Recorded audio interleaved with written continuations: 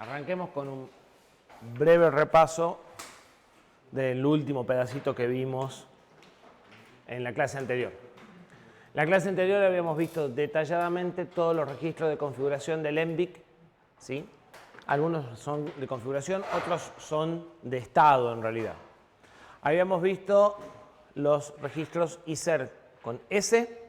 Teníamos dos registros en nuestro procesador particular porque tenemos solo 53 fuentes de interrupciones, pero en general vamos a tener 7, creo, de esos registros. Cada registro nos dice si está habilitado o no la interrupción que le corresponde, ¿sí? Cuando lo leemos. Y cuando escribimos, si escribimos un 1, la habilitamos, y si escribimos un 0, no cambiamos, no la deshabilitamos, sino que queda sin cambio. Entonces, este sirve para habilitar interrupciones cuando escribimos o para leer el estado. Y este sirve para inhabilitar interrupciones. Entonces, si queremos habilitar, escribimos un 1 acá. Si queremos inhabilitar, escribimos un 1 acá. Los ceros no producen cambio en ninguno de los dos, ¿sí? Registros de habilitación. Registros de pendiente. Los registros de pendiente deberían ser, en principio, la lógica dice registros de estado, o sea, él solo los debería poder leer. En el ENVIC esos registros se pueden escribir. Entonces, la misma dinámica que la anterior. Cualquiera de los dos que leo, veo si hay una interrupción pendiente. Si escribo un 1 acá, creo una interrupción pendiente, es decir, fabrico por software una interrupción, genero lo mismo que si el hardware hubiera pedido una interrupción. Algo no muy útil que digamos, pero se puede. Y si escribo un 1 acá, limpio o desaparezco un pedido de interrupción. Eso sí se usa durante la configuración para borrar cualquier pedido ficticio que pudiese haber antes de que empecemos a trabajar. ¿Sí? Además tenemos un registro, este sí es de estado, solo lectura, que nos dice las interrupciones que están activas. Las interrupciones que están activas son las que estoy atendiendo. Y si anido interrupciones, va a haber más de una interrupción activa, ¿sí? Después tengo el registro de prioridad y después me quedan los registros de prioridad, ¿sí? Los registros de prioridad asignan 8 bits a cada interrupción, así que tengo muchos más registros de prioridad que los que tenía de los anteriores, ¿sí? Voy a tener 4 veces más. En este caso, nosotros llegamos hasta el registro 7 para manejar las interrupciones, las 53 interrupciones que tenemos.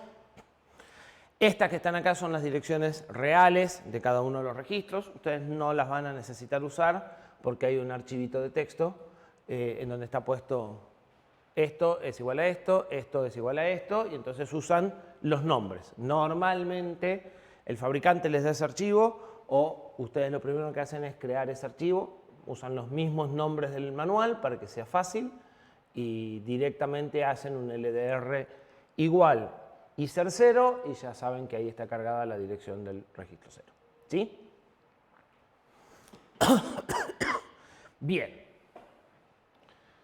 Habíamos visto cuál es la secuencia recomendada de inicialización. Yo a esta diapositiva la cambié, les aviso, porque como les dije, el orden a mí mucho no me gustaba. Así que si quieren parchar la diapositiva o si quieren acordarse de que esta está distinta, lo que hacemos es inicializar las variables, eso sigue igual, ¿sí? Antes de poder empezar a trabajar con interrupciones tengo que tener las variables globales con valores conocidos. A continuación, y esto es lo que moví, se configura el dispositivo, el periférico.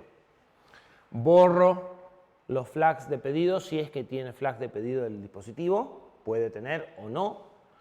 Dentro del Cortex no hace falta que tenga, pero es bastante habitual que los dispositivos hayan sido diseñados previos y sí lo tengan. Y habilito la interrupción en el dispositivo. También es algo que podría no existir. Después configuro el ENVIC. Fijo las prioridades que corresponden a la interrupción en los registros IPR. habilito la interrupción en los registros ISER, borro un pendido pendiente que pudiera quedar, que es el paso que sigue, ¿sí? Por si acaso, borro y a partir de este momento recién entiendo que va a haber interrupción. Lo que me falta, casi seguro, es habilitar las interrupciones a nivel global, ¿sí? Si tienen varios dispositivos que configurar, en general se configura todo esto primero, todo esto después y todo esto después. O sea, hacen todos los dispositivos, todo el ENVIC y todo la habilitación de interrupciones.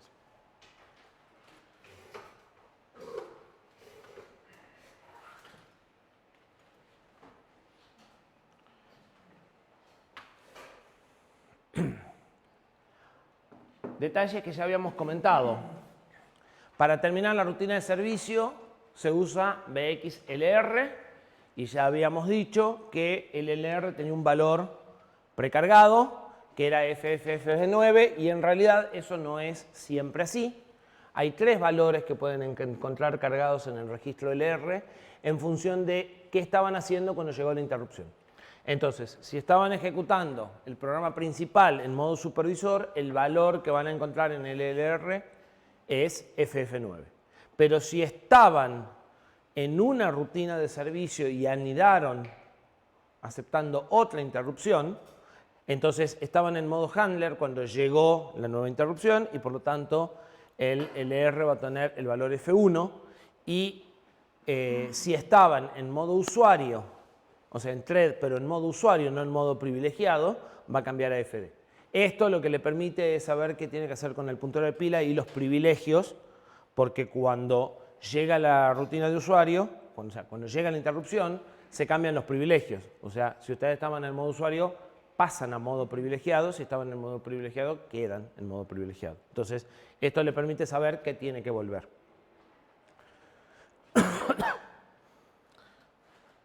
Habíamos dicho que hay 2 registros de pila que también tienen que ver con esto.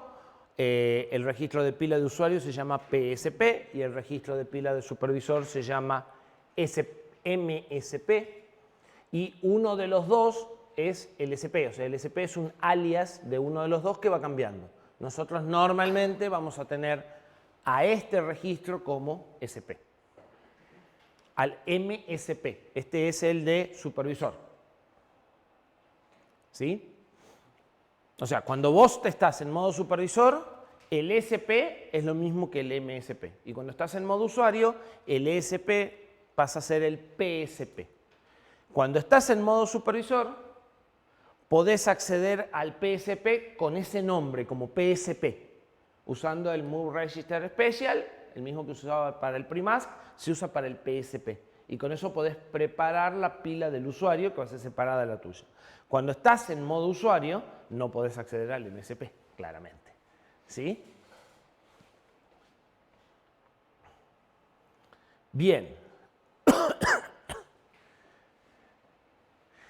Cuando ustedes, el ENVIC tiene un mecanismo en el cual, cuando ustedes atienden la interrupción, o sea, cuando la interrupción se pone activa, automáticamente se saca el pedido. ¿Sí? O sea, se borra el pedido del ENVIC.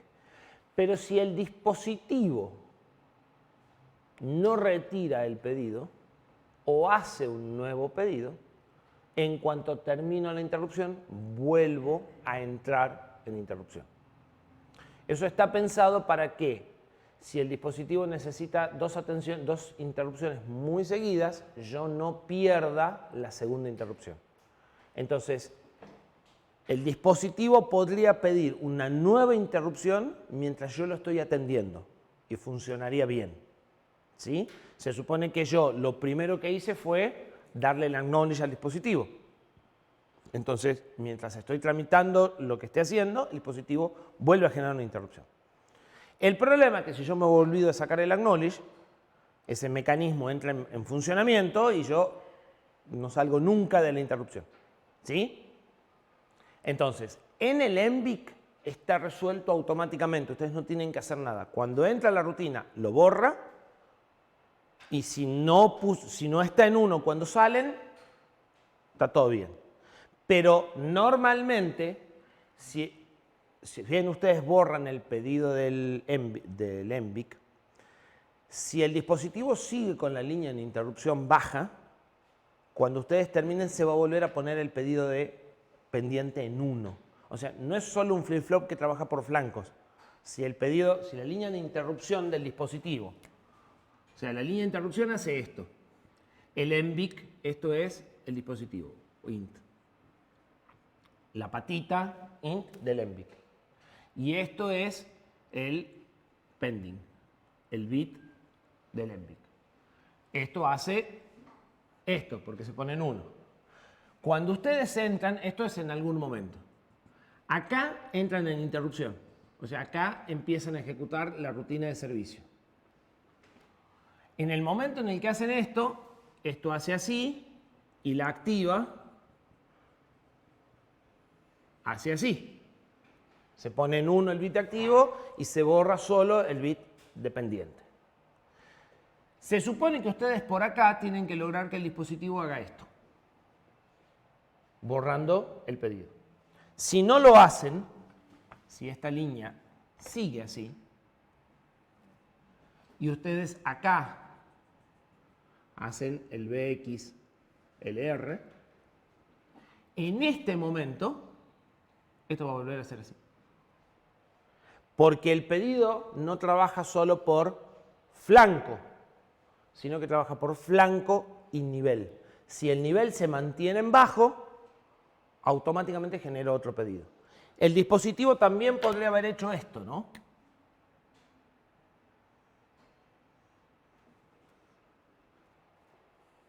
En ese caso, no tengo que hacer nada acá.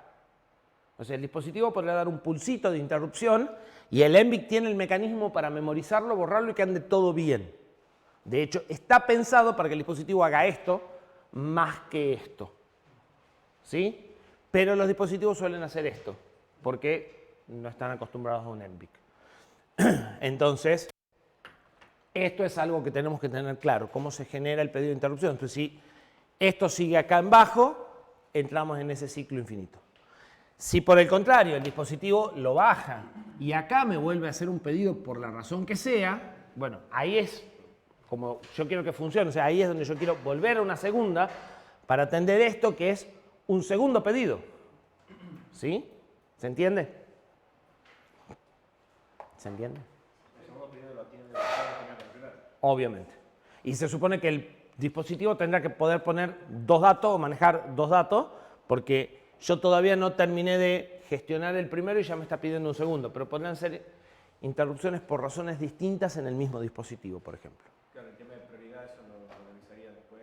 No hay prioridad porque es la misma interrupción. O sea, a ver, si hay prioridad, cuando llegue acá, si en el medio también entró una más prioritaria, vas a tener la más prioritaria. Por ejemplo, para repasar el tema de prioridades de grupo y subgrupo. El dispositivo hace esto. O sea, yo lo atiendo, quita el pedido como corresponde y un ratito después, antes de que termine, lo vuelve a poner al pedido. ¿Sí? Este bit va a seguir a este, o sea, este también se va a volver a poner inmediatamente. Supongamos que esto tiene, con el esquema numérico que habíamos visto el otro día, pongamos un ejemplo, esto tiene prioridad 127, 128, me gusta más 140. Y nosotros estamos trabajando con un solo bit de grupo y el resto de subgrupo. ¿Sí? Esto tiene prioridad 140. En el proceso entra también una interrupción que tiene prioridad 130. 130 y 140, esta no va a anidar con esta. Porque son del mismo grupo, o sea, eso es lo que estaba viendo, que el primer bit sea el mismo para los dos. Entonces, esta va a terminar. Pero en este momento, voy a evaluar simultáneas. Este nuevo pedido entra en contienda con este y ahora le gana este.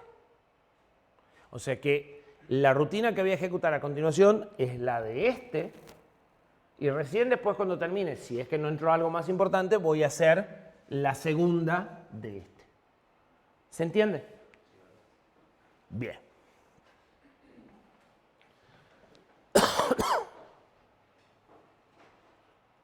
Bueno, eso es lo que decíamos. Si aparece un nuevo flanco, se vuelve a generar y si sigue en bajo, también se vuelve a generar. Cualquiera de las dos cosas. Y para que una interrupción por flanco o un pulso sea esto, tiene que durar por lo menos un T para que el ENVIC lo tome. O sea, este pulso tiene un ancho mínimo. Bien. Ya habíamos dicho que si en el momento, o sea, yo acá reconozco la interrupción, apilo los registros y si en el proceso de apilado de los registros llega una interrupción más prioritaria, como en este caso, se atiende a la más prioritaria. Para eso tiene que entrar mientras estoy apilando los registros. Ahora, además de eso, cuando estoy en un caso como este, llego al BXLR, ¿qué debería de hacer con el BXLR? ¿O qué creen que hacen normalmente la mayoría de los procesadores?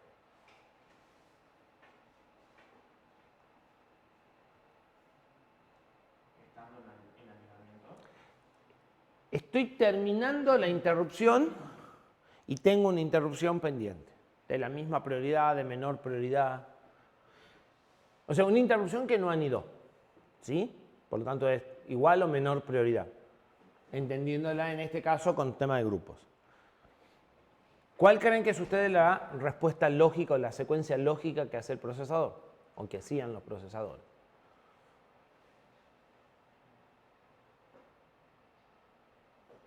Una vez que llega a BX, digamos, devuelve todo lo que habíamos guardado y recién empieza a apilar el nuevo. Lo normal sería que hasta que vos no hayas dejado todo tal cual estaba, mantengas la prioridad de la interrupción. ¿Sí? Entonces, el procesador llegaba al BXLR, desapilaba todo, bajaba de vuelta la prioridad y decía, oh, ahora tengo una nueva interrupción y volvía a empezar a apilar lo mismo que acababa de desapilar. ¿Estamos de acuerdo? Este procesador es más inteligente y hace lo que se llama tail chain. Cuando encuentra el BXLR, si hay una interrupción pendiente, inmediatamente busca el vector de la nueva interrupción y entra a atenderla y deja lo que estaba en la pila como estado de la primera interrupción para que lo saque la segunda. Entonces descarta el pop que se hacía de la primera para recién darse cuenta de que había una interrupción y hacer el push. ¿Sí? El mecanismo más habitual en los procesadores era este.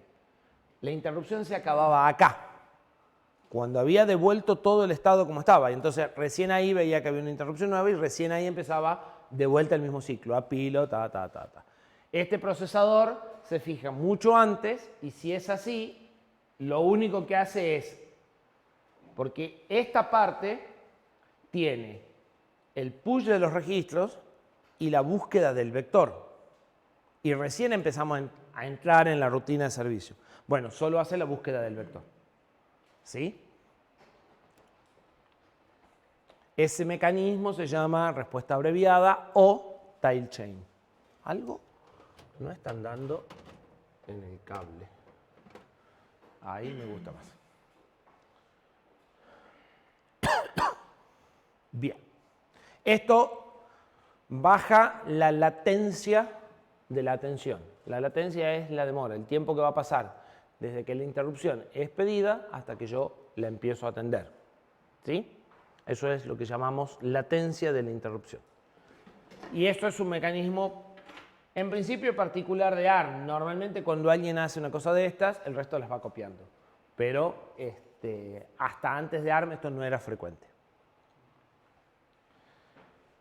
Bien.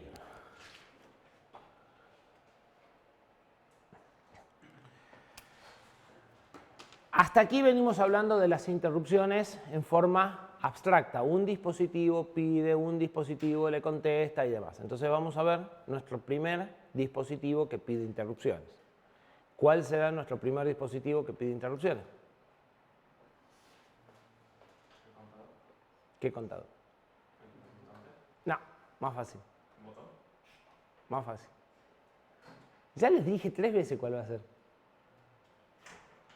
Lo vimos en el tema 2, lo vimos en varios ejemplos. Ah, pero ¿cuál es? El SysTick, el sistema que viene incluido en el núcleo para medir tiempos. ¿Sí? El que nosotros usamos para contar tiempo en el reloj y para multiplexar la pantalla. Es un dispositivo extremadamente simple y es un dispositivo que existe en todos los córtex. Entonces, lo vamos a hacer hasta acá. Y para poner en contexto, vamos a suponer que tenemos que esperar, vamos a poner un tiempo corto, medio segundo. ¿Sí? Para esperar medio segundo tenemos 2 opciones. La opción 1 es lazo, o sea, saber cuánto demora cada instrucción, hacer un lazo que demore más o menos X cantidad de instrucciones y sabemos cuánto tiempo va a demorar. En nuestro procesador, esperar medio segundo es ejecutar 40 millones de ciclos T. O sea que normalmente no va a ser un lazo, van a ser 2 o 3 anidados para llegar a 40 millones de ciclos. ¿Sí? Con instrucciones que demoran 1 o 2 T, estamos hablando de que ejecutar 20 millones de instrucciones. ¿Sí? Esa es una opción. La otra opción es usar un contador parecido al que nosotros hicimos, ese que le podíamos poner una frecuencia de reloj y que nos podía avisar cuando llega a 0. ¿Sí? En esencia es lo mismo, que en el caso del procesador ARM está incluido en el diseño del núcleo y es el SysTick Timer. Después nosotros vamos a estudiar otros timers. Normalmente los microcontroladores incluyen varios timers. Entonces, vamos a suponer que queremos medir 0,1 segundo en lugar de 0,5 segundos en el ejemplo. Y queremos esperar 1 segundo a partir de señales que llegan cada 1 segundo, 0,1 segundo. O sea, la interrupción se va a producir cada 0,1 y yo quiero esperar 1 segundo. Claramente que tengo que hacer contar hasta 10. ¿Sí? Ya lo habíamos hecho en el reloj con interrupciones que llegaban cada 0,01 segundo y nosotros contábamos hasta 1000 para llegar a 1 segundo. ¿Sí? Bien. En la espera que vamos a hacer nosotros, no vamos a ejecutar código mientras esperamos. Y después vamos a ver qué podemos hacer para no ejecutar código mientras esperamos. Porque no ejecutar código ahorra pilas, por ejemplo. El SysTick está hecho con un contador de 24 bits. Nuestro contador era de apenas 8. ¿Sí? No tiene frecuencia, selector de origen de frecuencia. Sí tiene selector de origen de frecuencia, pero como la otra frecuencia es externa y nosotros tenemos que ponernos a hacer un oscilador, no sé ustedes, yo con los osciladores no quiero saber nada, voy a usar el oscilador interno que viene del clock, que lo hizo alguien que sabe más electrónica y que anda. Y que si no anda, no anda el micro tampoco, así que no hay problema. Ese oscilador para nosotros va a ser, en este caso, 48 megas, pero ese oscilador lo pueden configurar ustedes. En los laboratorios, por ejemplo, el oscilador va a estar funcionando en 80 megas, no en 48 como en este ejemplo. Y podría llegar a estar funcionando hasta 204 megas, que es la frecuencia máxima de clock que admite nuestro procesador. ¿Sí? Ustedes pueden elegir qué tan rápido quieren que funcione el procesador. ¿Por qué querrían que funcione despacio el procesador? ¿Por qué no siempre a 204 megas? ¿Y la potencia que consumen qué se traduce además? En calor. El micro calienta, y si se fijan en algunos momentos, calienta. Con ustedes no, porque está en 80, pero si le cargamos otros programas, calienta. Y además, el consumo de energía, si estoy con pila, entonces existe incluso una de las cosas que se hacen en dispositivos que están con pilas, es subir o bajar la frecuencia para hacer lo que necesito hacer en el tiempo que necesito hacerlo, y cuando tengo muy poquito que hacer, lo hago muy despacito. ¿Sí? Entonces, se cambia la frecuencia de funcionamiento. Todos los dispositivos móviles hacen eso.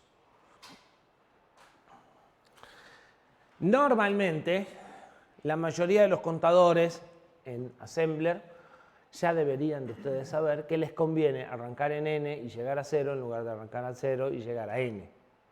Es una instrucción más, no es la muerte de nadie, pero en general hacemos eso. Además, es un poquito más versátil, porque si yo inicializo la variable sé que el valor final es 0, mientras que si la arranco en 0, además tengo que saber cuál es, necesito una variable para el contador y una variable para el valor final, entonces además necesito dos variables para compararlas, ¿sí? No es la muerte de nadie, pero en general el patrón que usamos es arranco en N y llego a 0. Entonces, ¿qué es lo que voy a hacer? Cada vez que llegue una interrupción, voy a decrementar este valor. El que sabe cuánto tiempo quiere esperar es el programa principal. O sea, el programa principal dice, no tengo que hacer nada durante un segundo. Entonces, pone el valor de 10 en una variable.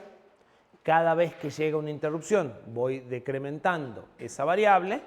Y cuando llega a 0, sé que se cumplió el tiempo. Fíjense que necesito una variable para coordinar la espera del programa principal con lo que hace la interrupción. ¿Sí? Siempre en algún momento va a aparecer algún tipo de coordinación entre la interrupción y el resto del programa. ¿Sí? Bien. Y al pasar por 0, esa señal es la que generaría la interrupción. ¿Qué registros tenemos? Casi los mismos que teníamos en nuestro contador.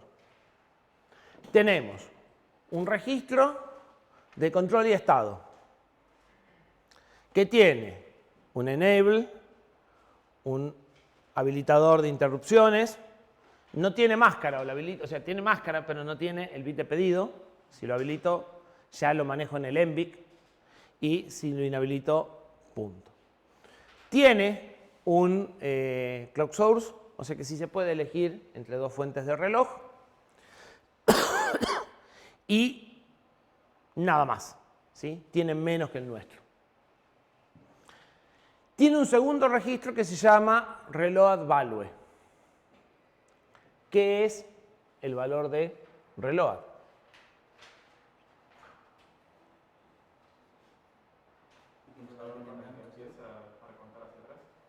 El valor de inicio para contar hacia atrás. ¿Sí? ¿Qué sucede? Normalmente el SysTick cuando llega a 0 sigue contando. ¿Sí? Entonces necesita saber de qué valor empieza, porque cuando llega a 0 tiene que volver a empezar desde ese valor. Eso es lo que tengo puesto aquí, el valor n. Y tengo además un registro que me dice el valor actual del contador. ¿Sí? Este registro se llama CCR, este registro se llama reload y este registro se llama... están acá. Estos son los nombres reales de los registros. SysST CCR, SysST RBR, reload value, SysST current value.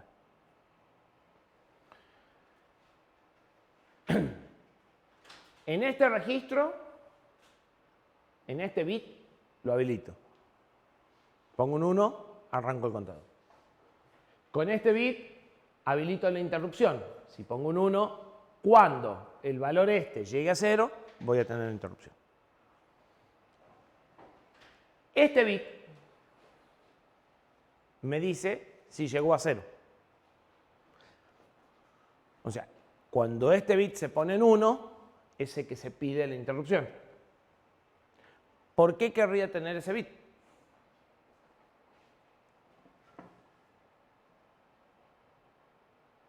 Para hacer que el SysTick vuelva a contar. El SysTick cuenta solo. O sea, el SysTick vos lo arrancás, cuenta. Llega a 0, vuelve a arrancar el mismo valor y sigue contando. Pero es el que reiniciaría el valor. No, porque reinicia solo. O sea, el SysTick no espera que vos le digas nada para que reinicie. Pensá el SysTick como un reloj de cocina de vuelta atrás, pero que cuando llega a 0 automáticamente se vuelve a poner y vuelve a contar. Y se vuelve a contar. No necesita que vos vuelvas a darle cuerda, ¿me explicó? ¿Por qué tengo un bit que me dice que ya llegó a 0? Si eso normalmente produce una interrupción directamente. Y quizás justamente para eso, para como habilitar la interrupción, identificarla. No se olviden que la línea eléctrica dentro del circuito puede existir y yo no necesariamente la tengo que ver en un registro de estado. O sea, yo necesito un cable que vaya del bit de overflow del contador al MBIC para pedir interrupción. ¿Por qué lo pondría como un bit que puedo leer? Esa es la pregunta en realidad. Si ya el MBIC lo maneja solo. Claro, el MBIC guardaría incluso si está pendiente de interrupción.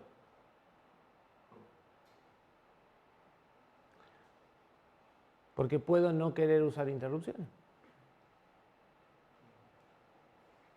Nadie me obliga nunca a usar interrupciones. Entonces, normalmente los dispositivos me dan los bits de estado para que yo haga un lazo y mire de vez en cuando si pasó lo que estaba haciendo y al dispositivo no lo maneje por interrupciones, sino que lo maneje por polling, ¿sí? Por encuestas. Y en ese caso necesito un bit para encuestar. Este bit, que es el mismo que produce interrupciones, sirve para que si no quiero usar interrupciones, venga y lo lea periódicamente. Y si se puso en 1, ya pasó 0,1 segundo, más algo más probablemente, pero no importa, ¿sí? Desde la última vez que lo vi, o desde la última vez que estaba en 1. Eso implica que a este bit hay que borrarlo. O sea, si yo lo veo en 1, después lo tengo que poner en 0, porque si no lo voy a seguir viendo en 1 de por vida. ¿Se entiende? Se pone en 0 solo. En cuanto lo leo en 1, automáticamente se pone en 0. En nuestro registro teníamos que leerlo, veíamos que era un 1, que estaba en 1 y teníamos que ponerle el bit de ACK para que se borre. En cuanto lo leemos, se borra. ¿Sí? Entonces, este bit se pone en 1 cada vez que el contador pasa por 0. Si están habilitadas las interrupciones, es el que desencadena la interrupción. Si no están habilitadas las interrupciones, se pone en 1 y cuando yo lo leo o cuando se responde a la interrupción, se va. ¿Sí? Este es el valor de recarga y este es el valor actual, al cual normalmente no le vamos a dar bolilla, porque no nos interesa en general el valor actual. ¿Sí? Bien. ¿Cómo lo configuro? Pongo el enable en 0. Pongo el valor de recarga. Ese valor de recarga junto con la frecuencia va a determinar cada cuánto interrumpe. ¿Sí? Es un factor de división. Reseteo el contador para que count vuelva a 0, porque yo lo paré y quedó en un valor que Dios sabe cuál era, para lo cual escribo cualquier cosa en el valor actual. El registro de valor actual no es de solo lectura, que sería lo lógico, saber cuál es el valor actual, sino que puedo leer o escribir. Pero cuando yo escribo, no escribe lo que yo escribo, escribe 0. O sea, la señal de write no va a load, va a reset. ¿Se entiende? Entonces, los datos se van a la basura y el proceso de escritura genera un reset. Entonces, no importa que escriba, va a quedar en 0.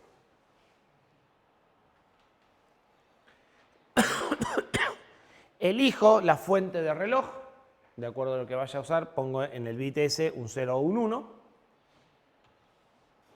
Y pongo el 1 en enable para que empiece a contar y habilitar la interrupción. ¿Sí?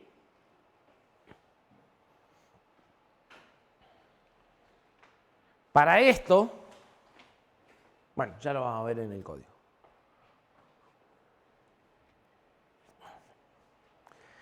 En el caso particular de 48 megas, ¿sí?, y de que queremos esperar 0,1 segundos, nosotros deberíamos de contar 4.800.000. O sea, tenemos 48 millones de ciclos por segundo, queremos contar 0,1 segundo, tenemos que contar 4,8 millones de ciclos por segundo, por centésima segundo. Pero, como el contador va de n hasta 0, 4.800.000 es n más 1. ¿Sí?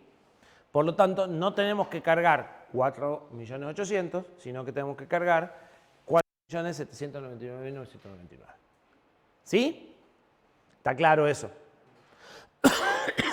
Nuestro máximo valor de cuenta posible es 2 a la 24.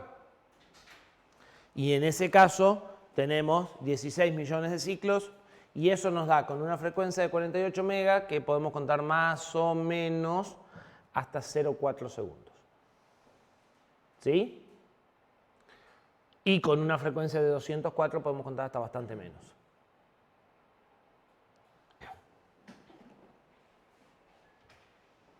Código. Dijimos que cuando trabajamos con dispositivos de entrada-salida, cada registro tiene una dirección. Acá están las direcciones de memoria, pero que normalmente ya tenemos en algún lado un EQ, un EQ, que es lo mismo que un define, que nos dicen que este nombre es igual a la dirección en la que está ese registro. Y nos vamos a manejar con los nombres de los registros, que son más cómodos que las direcciones de memoria. ¿Sí? Entonces, ¿qué hago? Cargo la dirección de memoria del registro de control en un registro o apunto al registro de control. Pongo un 0 para sacar el enable y para poner todos los bits en 0 en realidad porque estoy arrancando y lo guardo en el registro de control.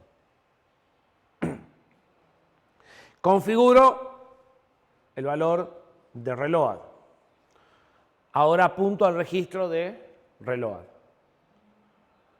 Le cargo la constante, 47, y la guardo en el registro de reload. Apunto al registro de valor actual. Y escribo cualquier cosa, el mismo número que tenía antes me viene bien, para borrarlo. O sea, no escribo 48 millones, escribo 0 en realidad, a pesar de que R1 tenga 48 millones. ¿Sí? Vuelvo a apuntar al registro de control y ahora escribo un 5 que tiene los bits de enable, sin interrupción y clock source. ¿Sí? Esto es una opción. La otra opción sería leer el valor del registro, hacer un AND o un OR para poner los bits que a mí me interesan en el valor que a mí me interesan y volverlo a escribir.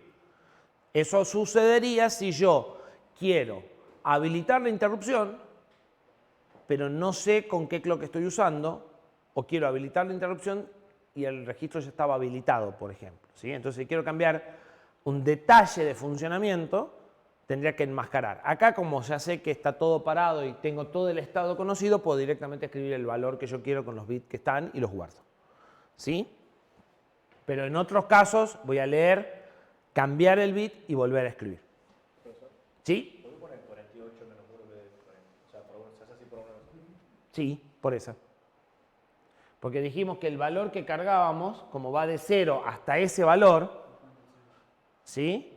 Si yo quiero contar 4.800.000 ciclos y pongo 4 millones en el registro, voy a contar 4 millones 1, porque va de 0 a 4 millones. ¿Sí?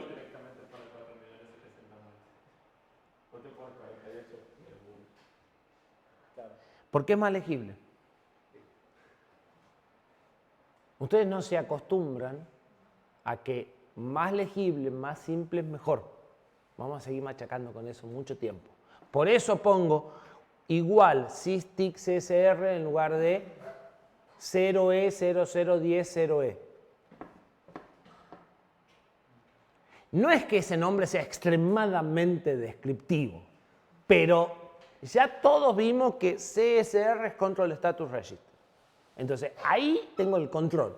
Si yo leo las direcciones, voy a leer la misma cantidad de veces que vamos leyendo esa sigla y no vamos a retener si ese es el de control o el de estado o el de valor. Entonces, ¿en qué voy a terminar? En lugar de leer esto y decir, estoy toqueteando los bits de control, estoy toqueteando el valor de recarga, yo tengo que tener al lado la tablita diciendo esto era tal cosa. Eso es más esfuerzo. Es la misma razón por la cual acá puse Keto Enable. No solo Keto Enable, hago un montón de cosas, estoy escribiendo todos los bits del registro de control, pero en realidad lo único útil que estoy haciendo es sacar el enable.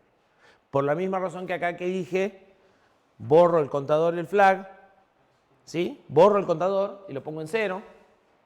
Entonces, para que sea más claro, sabemos que el procesador está a 4.800.000, 4.000.000 menos 1 es más simple. El compilador hace la resta. En el programa que se manda a memoria dice 4.799.000. ¿Sí? De esas vamos a ver bastantes. Algunas creo que ya se las dije.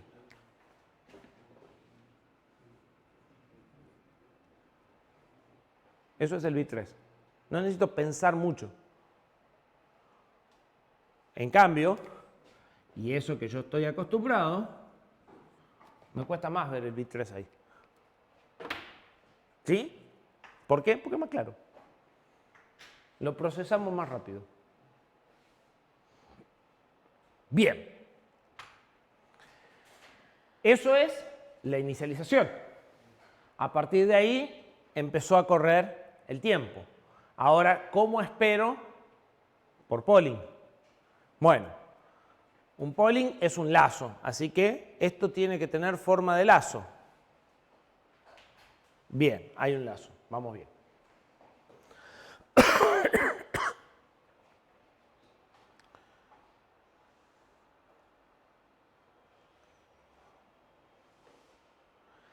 Inicializo R1 en 0. Apunto al registro de control y estado del SysTick. Quito el enable.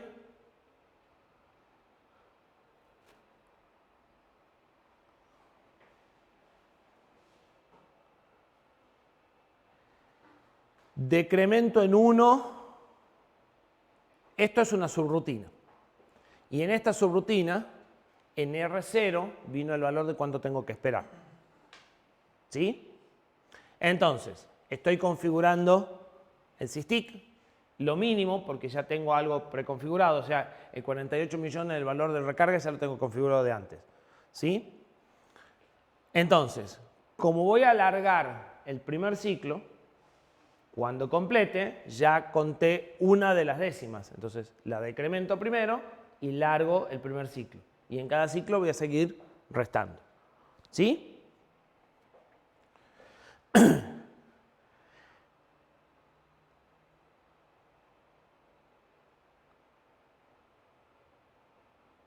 Cargo el tiempo de espera.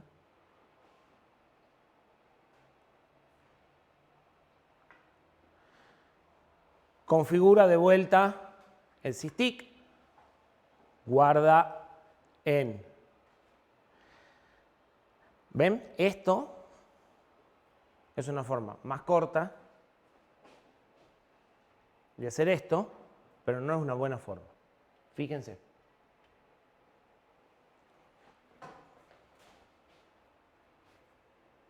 Están a 4 de distancia. Si yo tengo un puntero acá, a este accedo con más 4 y a este accedo con más 8.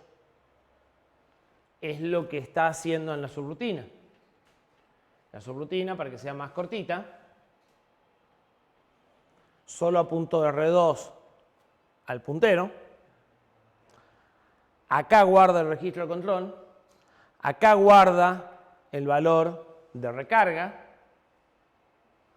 Acá inicializa. Y acá vuelve a setear el valor de control. Es más compacta, pero es más difícil de leer porque no te das cuenta que esto es el valor de recarga, si no lees el comentario, y que esto es el valor para ponerlo a 0. ¿Sí? En definitiva, está configurando lo mismo que hicimos recién en una forma más compacta. A partir de ahí, entra en el lazo donde carga el valor de control y se fija en el bit 16. El bit 16 es el flag de ya completé una cuenta.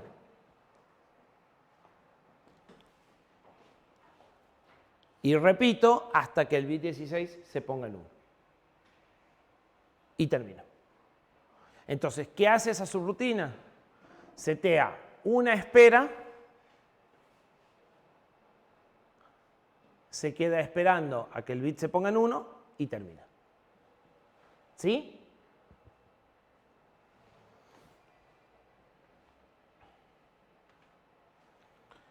Con esa subrutina, ahora voy a hacer una subrutina que espere X cantidad de tiempo.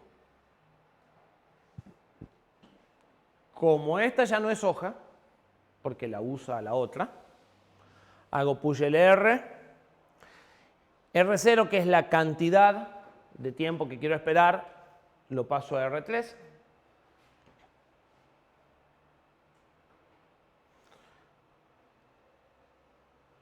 Si es igual a 0, o sea, si no tengo que esperar nada, voy al final.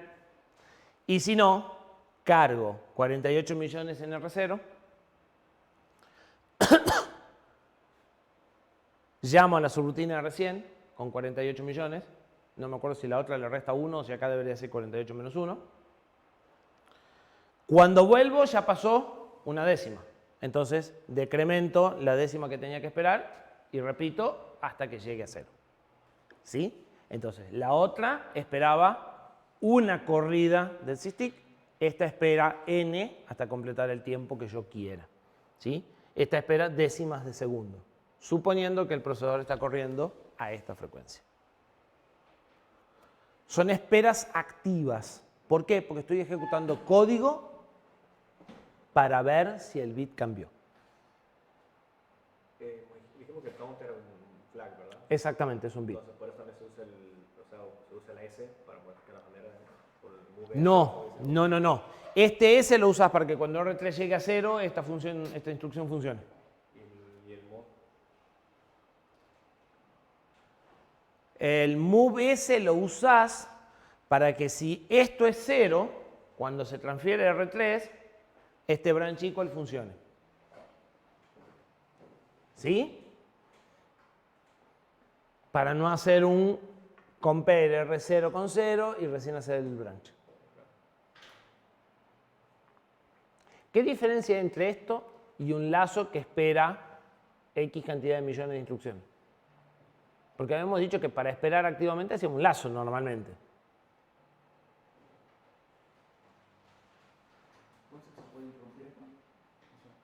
¿En qué sentido? A ver.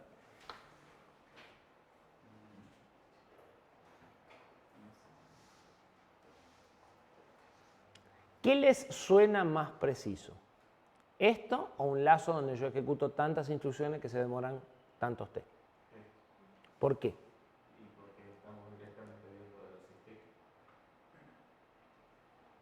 Porque estás viendo hardware.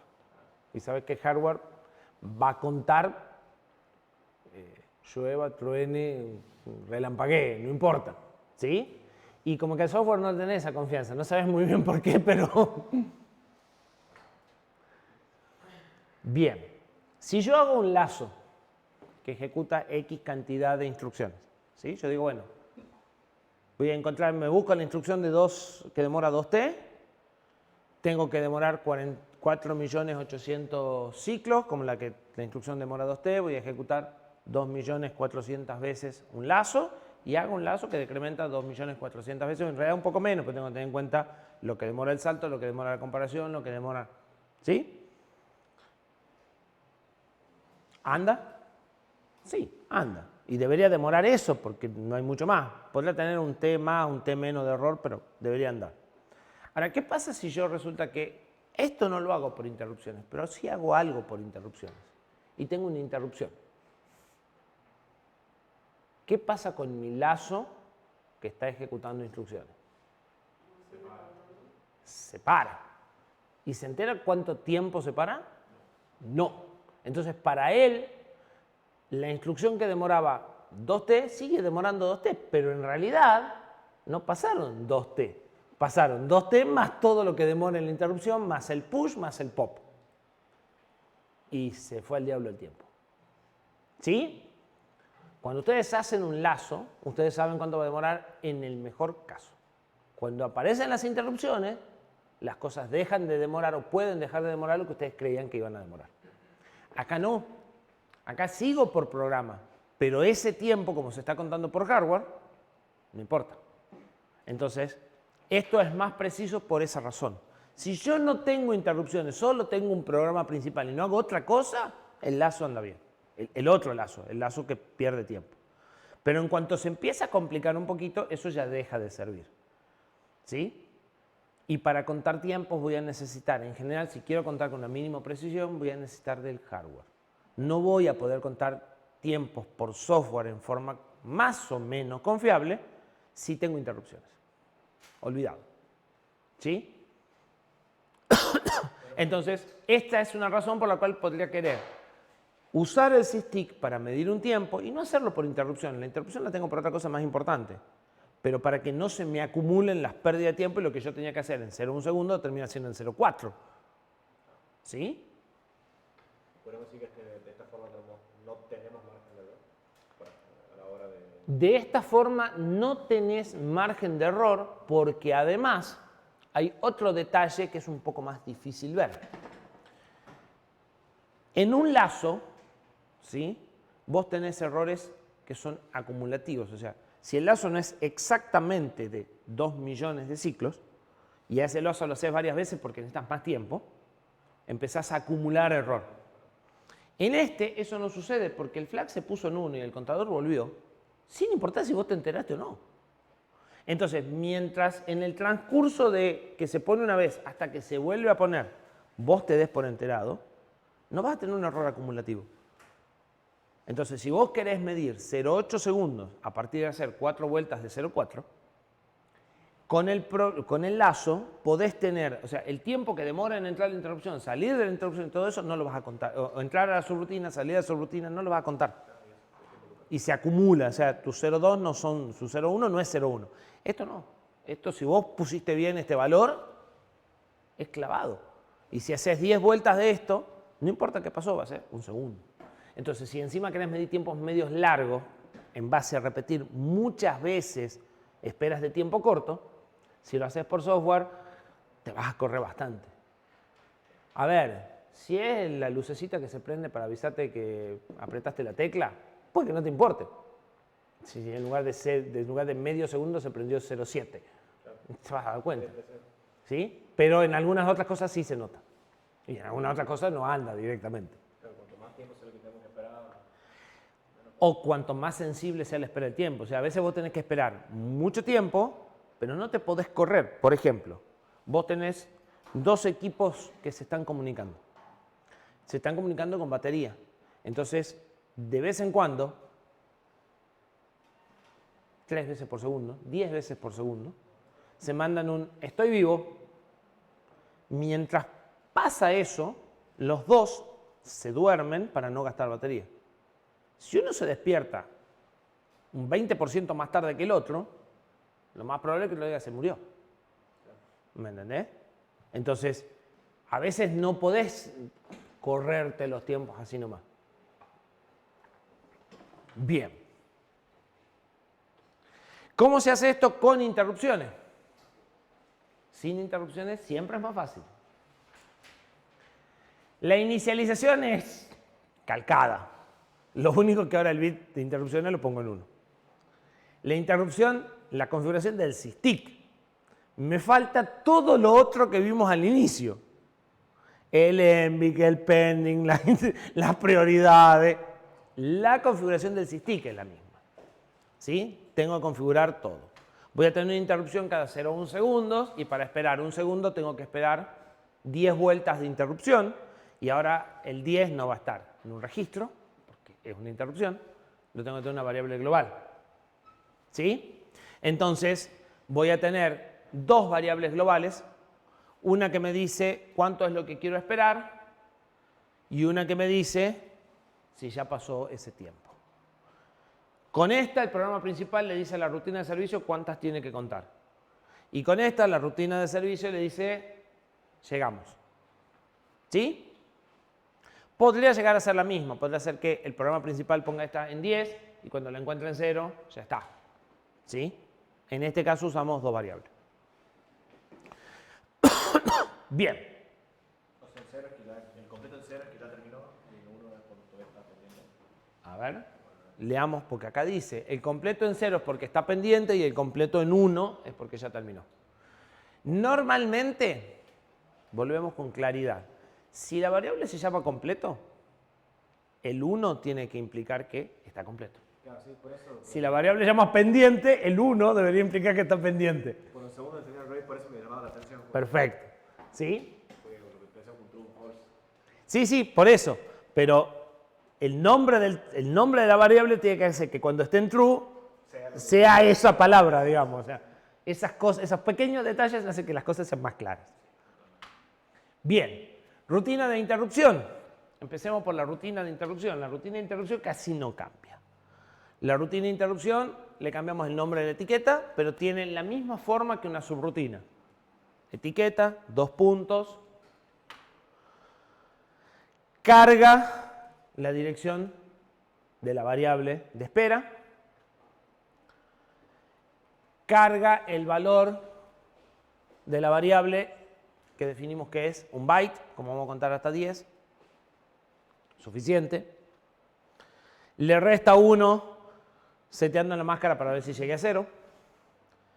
Si llegué a 0, termina. Si no llegué a 0,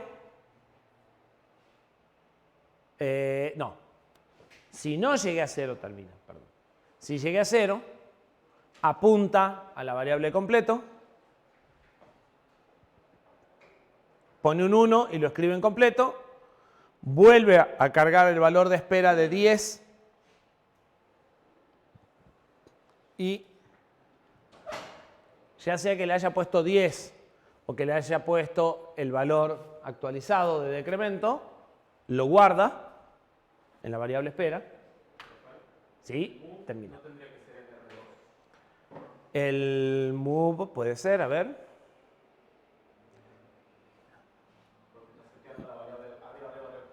Sí, acá tendría que ser. No. Mirá. R2 tiene el puntero. Correcto. Y esto lo pongo en el valor y guardo esto acá. ¿Sí? Los corchetes son los que mandan ahí. Entonces guardo el 1 en el puntero. Uso R1 para los valores de las dos y uso R0 y R2 para los punteros. ¿Sí? Porque lo que no quiero perder es el puntero. Termino con BXLR, igual que una subrutina hoja. Y como esto son constantes de 32 bits que se ponen en la tabla al final, le digo que ponga la tabla al final con la directiva .pool.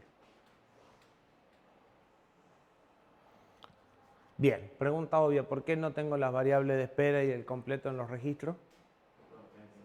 Porque es una interrupción. Tendría que dejar esos valores en los registros de por vida para que cuando llegue la interrupción estén esos valores. ¿Sí? No tiene mucho sentido. Bien. Está claro, ¿no? Si no, si no lo agarraron, lo repito. Si no me dicen sí, en verdad no habían entendido, así no sirve.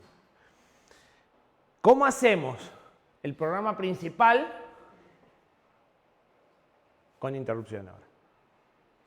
O sea, esa misma subrutina que esperaba un segundo, pero ahora no espera llamando a la otra subrutina 10 veces.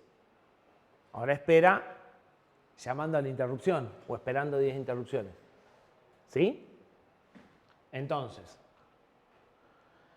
carga en espera, la variable espera, le pone el valor 10, lo almacena. Carga completo le pone el valor 0, lo almacena. Carga el registro de control del SysTick.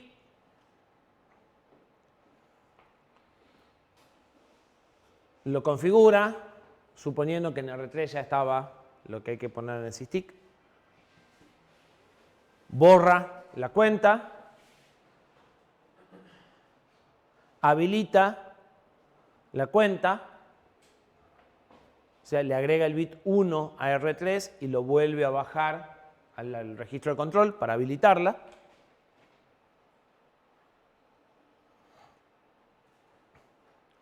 Y espera.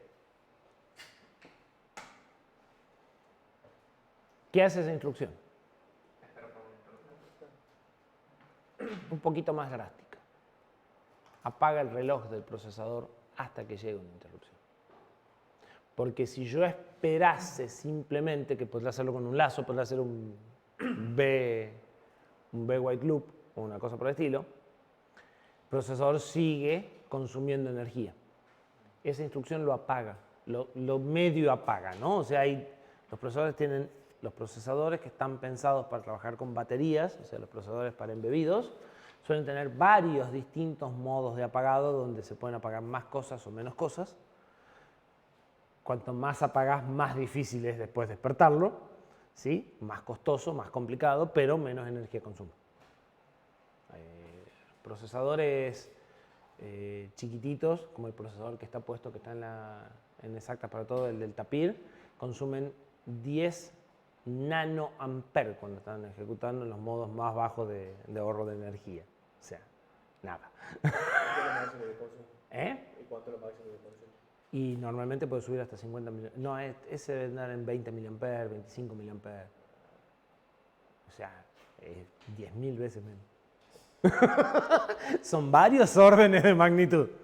Ahora, cuando llega ese consumo, perdés la RAM, perdés todo, el procesador se reinicia y vos tenés que saber que en realidad se reinicia porque estabas durmiendo y hay algún pedacito de RAM que mantiene, creo que hay un pedacito de RAM que mantiene los valores y nada más. Pero el programa vuelve a empezar de cero, o sea, se pierde el PC, se pierden un montón de cosas. Para poder ahorrar eso, de la memoria te dicen te dejo el 5%, el resto, chao, le corto energía. Te apagan todos los dispositivos, te dicen te dejo un temporizador que te despierte cuando llegue el tiempo. Y haces lo que estamos planteando con el SysTick. Te dormís por X tiempo y cuando llega la interrupción, esa interrupción en realidad es un reset. O sea, genera un reset y te arranca de vuelta. Pero te tenés que configurar y hay un bit que te dice, ojo, estás arrancando no porque te pidieron energía eléctrica, sino porque te habías dormido y te están despertando, para que sepas cuál es la situación. ¿Sí? Esto es lo menos agresivo de todo. O sea, WFI, volvés muy rápido, esas cosas también te llevan tiempo volver, esto no, esto vuelve muy rápido y baja el consumo bastante. La quinta parte, por ejemplo. Esta instrucción es como si hicieran un lazo. O sea, esta instrucción, cuando hay una interrupción, vuelve a la instrucción siguiente. O sea, esa instrucción incrementa el PC en 4 y se para. Entonces, cuando llega la interrupción y recupera el estado se recupera con PC más 4 y entonces continúa ejecutando la instrucción que está a continuación. O sea, vos sabés que si estás acá es porque hubo una interrupción. Porque la única forma de pasar de acá a acá es que llegue una interrupción y a la vuelta de la interrupción continúen con la ejecución. ¿Sí? Entonces, ¿qué vas a hacer? Vas a cargar el valor de la bandera, te vas a fijar si ya pasó todo el tiempo que vos querías. Si pasó todo el tiempo que vos querías, terminás. Y si no, bueno, y si no te volvés a dormir. O sea, si no pasó todo el tiempo que vos querías, creí que estaba el salto. Sí, está. Si no pasó todo el tiempo que vos querías, te volvés a ver. Entonces, Ejecutás 3 instrucciones cada 0,1 segundo a ver si ya está y si no te dormís de vuelta. ¿Sí? Si ya pasó el tiempo que vos querías, sacás el bit de cuenta del control para que se pare y no siga produciendo interrupciones. ¿Sí? Y arriba de todo eso tiene que estar toda la configuración del ENVIC. Arriba de eso tiene que estar toda la configuración del ENVIC, que yo creí que estaba. Sí está. A ver. Sí está. Después de la pausa. Listo.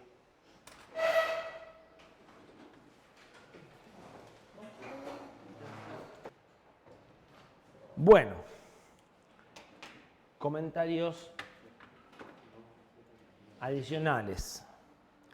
WFI es Wait for Interrupt, una instrucción que, ya dijimos, espera apagando toda la parte de consumo del procesador que puede, la que no cuesta mucho esfuerzo, a que llegue una interrupción y cuando llega una interrupción automáticamente sigue con la ejecución de la instrucción que sigue.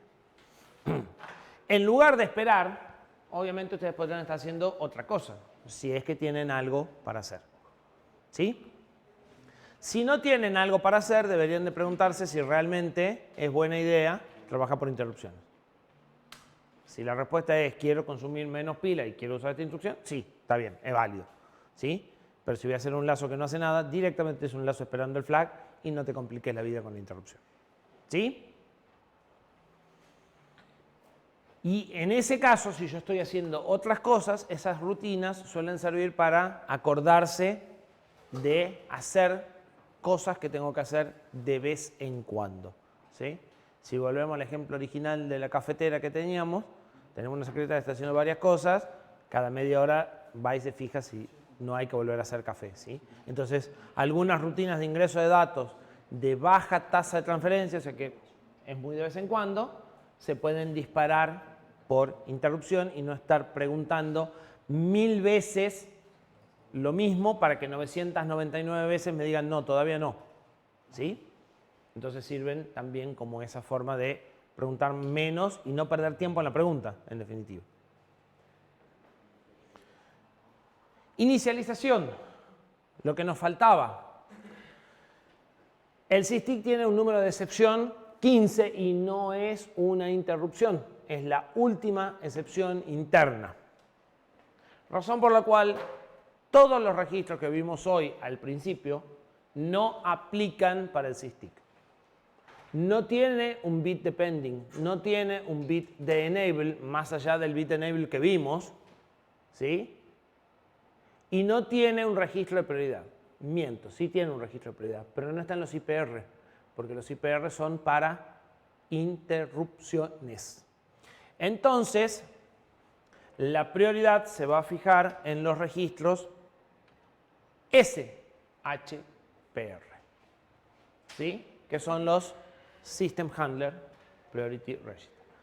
Tienen la misma estructura, son 4 registros para manejar las 16 prioridades internas, donde las prioridades son fijas, no se pueden cambiar. Entonces en el registro va a decir, este no se usa porque corresponden, por ejemplo, al del reset o al del NMI, que no se les puede cambiar las prioridades. ¿Sí? Y en esencia hacen lo mismo. Lo que yo programo acá también está sujeto a grupo y subgrupo y se evalúa contra primas. O sea, es idéntico, solo que no está en los registros de prioridad de interrupciones, sino que está en registros separados. ¿Sí? Por ejemplo, suponiendo que estamos usando los 3 bits. ¿Sí? Profe, ¿Sí? ¿puedes prestar la llave de la cátedra de arriba? Porque me olvidé la llave.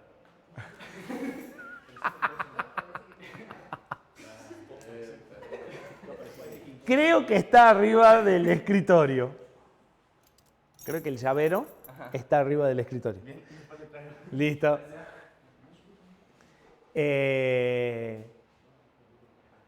Si yo quiero poner una prioridad 2 y estoy usando los 3 bits más significativos, entonces ese 2 lo voy a tener que correr para acomodarlo en los bits que corresponde. ¿Sí? Puedo hacer un corrimiento y bueno, si no, acá está la matemática. ¿Sí? Es este 140, pasarlo a binario, definir cuáles son los bits y demás. O sea, la lógica es la misma que ya explicamos. Como es la excepción 15, va a estar en el byte 3 del SHPR3, que es el último de los bytes del último de los registros. ¿Sí? O sea, existen los 4 registros, cada registro tiene los 4 bytes. Cuando eso corresponde a una que no se le puede poner prioridad o a una que no existe, dice reserved y ahí si pones algo no pasa nada. ¿Se entiende?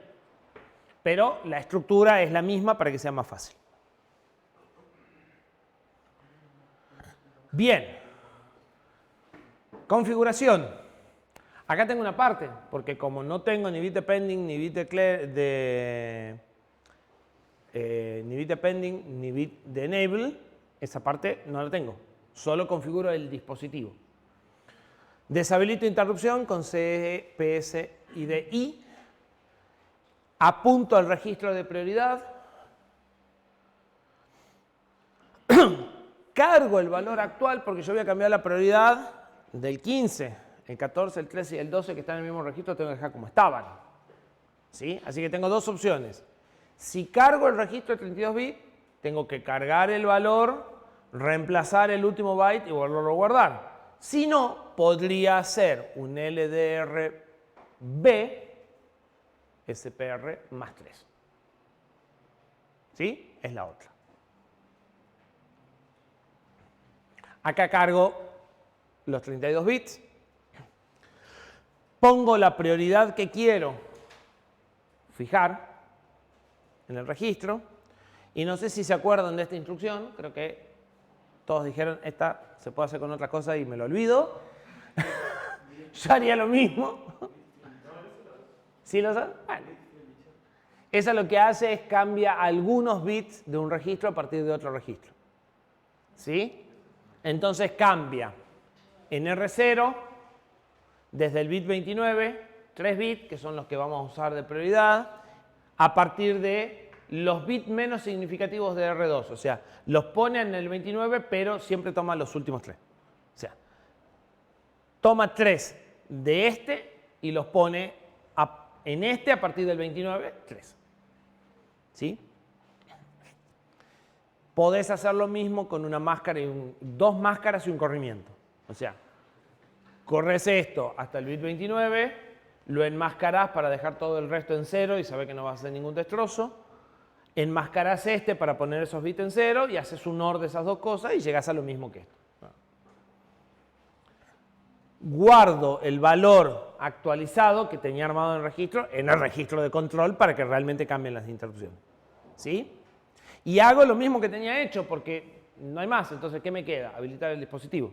O sea, ponerle el valor de recuenta, poner el bit de enable en 1, el bit de pedido de interrupción en 1, ¿sí? O sea, el bit de que cuente, el bit de interrupción y habilitar interrupción.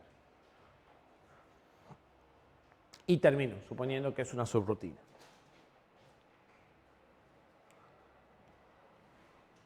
No sé si contarles que de esto sí tiene el laboratorio. Están los códigos ahí. Copiar y pegar y hacerlos andar. En nuestro reloj interno, ¿sí? Teníamos una rutina que mantiene horas, minutos y segundos. Entonces, vamos a hacer algo parecido. Vamos a mantener, o sea, vamos a ver cómo era el código del pedacito que habíamos dicho. Tengo una rutina que produce una interrupción cada X tiempo. Bueno, vamos a verlo al código.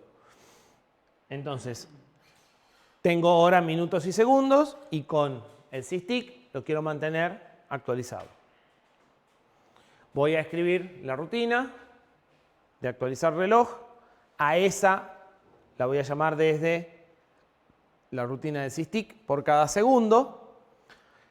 El sysdig sigue produciendo interrupciones cada décima. No llega a producir una interrupción cada segundo. ¿Sí? Dijimos que para contar una décima necesitaba contar hasta 4 millones y el límite era 16 millones. Entonces, sigo contando 10 interrupciones. Cada 10 interrupciones llamo a la que incrementa un segundo. Nosotros habíamos hecho 1000 porque como tenemos que refrescar la pantalla también, con una décima de segundo era muy poco, la pantalla parpadea. Entonces ya no uso el flag de completo, ¿sí? Sí sigo usando el mismo de cuántas cuentas voy, y cuando llego a 0 llamo a la otra. ¿Sí? Y esto es lo que se llama una tarea periódica.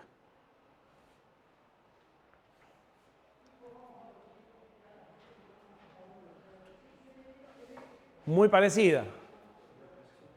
Cargo en R0 el puntero a la variable que me dice cuánto voy contando. Cargo en un byte el valor de la variable, le resto 1. Si no llegué a 0, salto al final. Si llegué a 0, voy a llamar a la subrutina que incrementa horas, minutos y segundos. Razón por la cual tengo que hacer un push de R0, porque tiene un valor que a mí me interesa, que es el puntero, y de LR, porque si no, no vamos a volver. Fíjense que el LR yo podría llegar a hacer la locura de escribir en el LR el FFF9, porque si vale FFF9, hasta que esta interrupción han ido con otra y no vale FFF9. ¿Sí? Entonces, guardo el LR. No me importa que sepa supuestamente cuál es el valor que tiene. A veces son creativos y se ponen a hacer esas cosas. Llamo, a veces, pocas veces, gracias a Dios. Llamo a la subrutina. Recupero el estado. Pongo el 10 en R1 en lugar del valor que llevo de cuenta. En cualquier caso, escribo el valor, o el 10 que acabo de poner, o el que decrementé si salté. Lo guardo en la variable. Y termino. La subrutina de actualizar reloj, ya la conocen. Solo que acá no voy a guardar BCD, voy a guardar horas, minutos y segundos en decimal. Entonces voy a contar hasta 59 y no hasta 9 y después el 5, como hacemos nosotros. Más fácil. Si es menor que 59 sumo 1, si no lo hago a 0 y sumo un minuto, y si es menor que 59, y ya lo saben. ¿Sí? Es más, esta se les podría decir, bueno, fíjense que esto y esto son el mismo código. Si son el mismo código, es buena idea, ¿sí?, hacer una subrutina.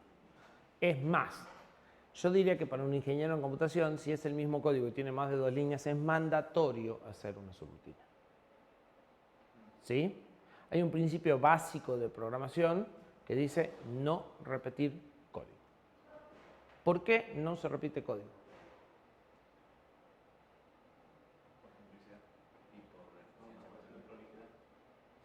Por prolijidad, por simplicidad. En mi opinión, por algo a lo que nadie le da cuenta, nadie le da valor hasta que llega viejo. Mantenibilidad.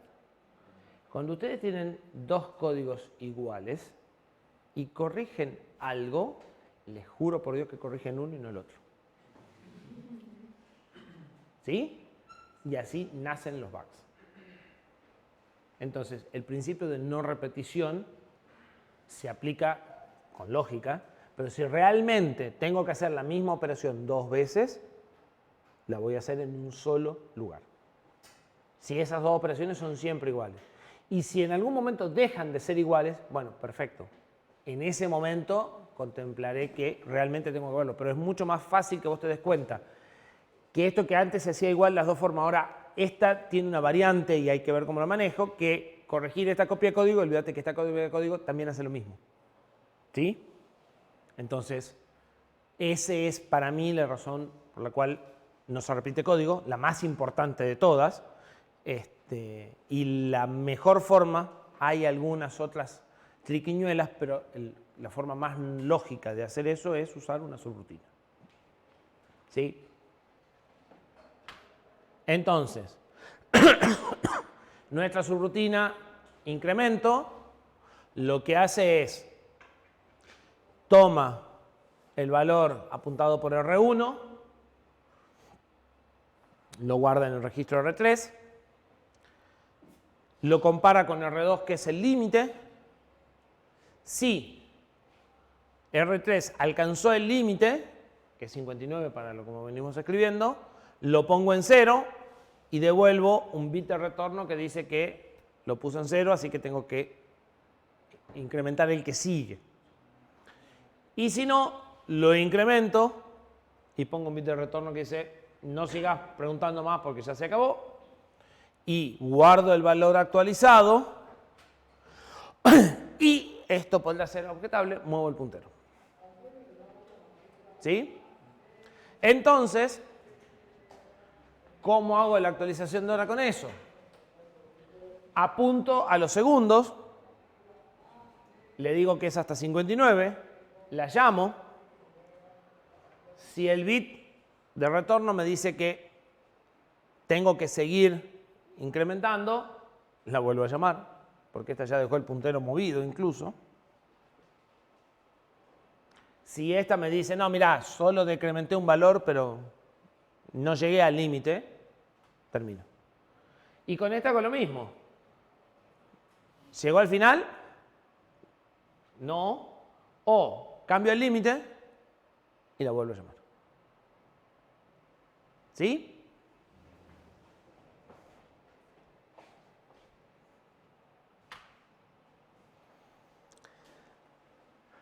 Actualiza reloj, no es hoja.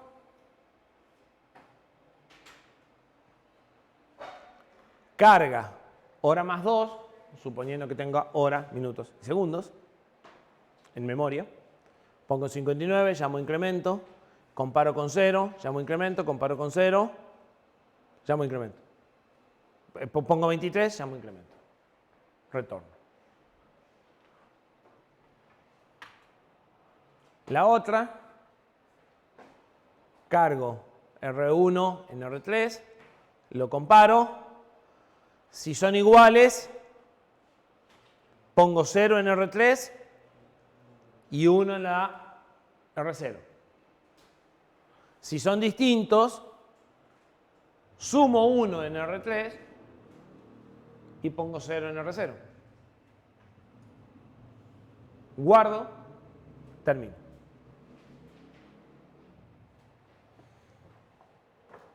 ¿Cuál es el nivel de anidamiento máximo que tengo en la rutina de interrupción? ¿Cuánto stack debería de tener por lo menos en la rutina de interrupción? A ver que están atentos, están a todo lo que venimos haciendo. ¿Cuántos bytes de stack debería tener libre para que todo esto funcione? ¿Cuánta pila consumo en el proceso?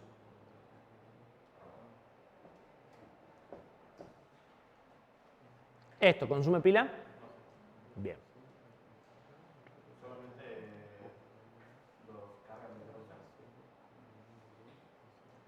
Vamos, a ver, repasemos. Estamos acá. Tenemos una rutina de interrupción que mantiene actualizada la hora. ¿Cuánta pila debería de tener yo como mínimo libre para estar seguro que esto funciona?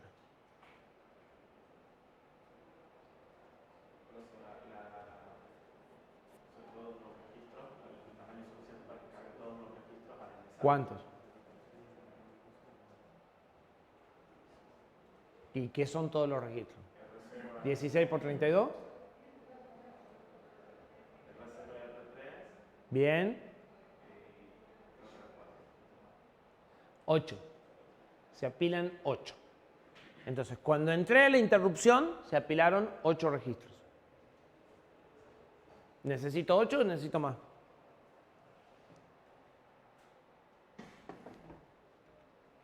A ver si ahí lo ven.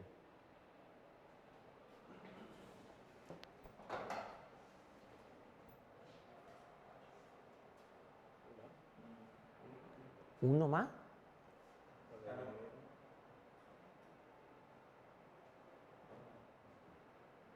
Arranqué con 8 esa rutina. ¿Cuántos más necesito? Sí, pero el resto no está de acuerdo. Ni sabe dónde buscar los dos. ¿Están de acuerdo con dos? No, no están de acuerdo. Ni los están viendo dónde están los dos. En el push. Acá uso más 2. Y esta usa otro más. Porque anida de vuelta. Si vamos al código de esa, tiene otro push. Ahora ya hace push de LR nada más. ¿Sí? Entonces, sobre los 8 que tenía iniciales, puede que, depende de cómo se usan las cosas, necesite 3 más. 2 para esta y 1 para la otra. A la otra siempre llama la de incremento, así que si uso 3 o no uso nada.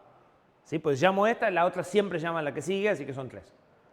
¿Y qué pasa si no encuentra el espacio suficiente en la pila? ¿Qué pasa si no hay el espacio suficiente en la pila? Claramente no funcionaría, Claramente algo no va a andar. pero no sé. Pensemos. Recordemos cómo funcionaba la pila.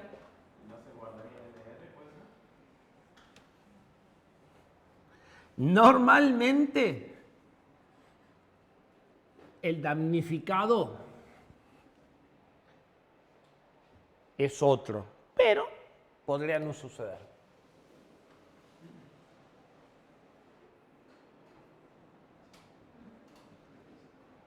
RAM. ¿Dónde anda la pila? La pila nace acá y se mueve para acá. ¿Qué quiere decir que no tenga espacio? ¿Cómo podría no tener espacio?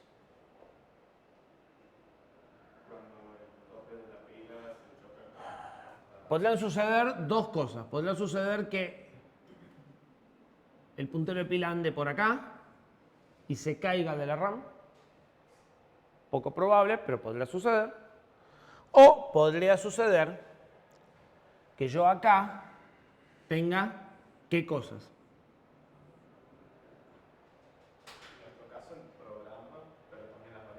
¿Desde cuándo ponemos programa en la RAM?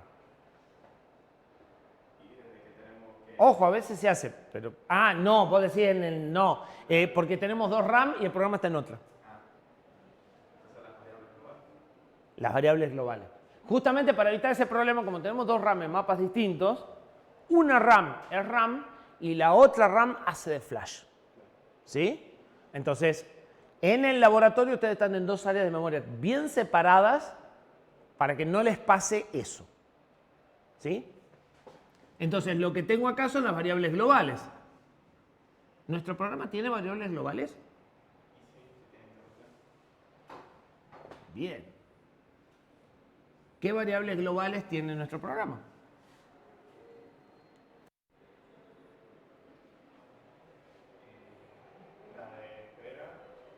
Espera.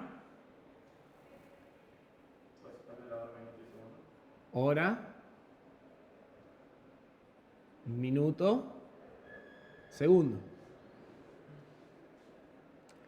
Y nuestro puntero de pila está acá.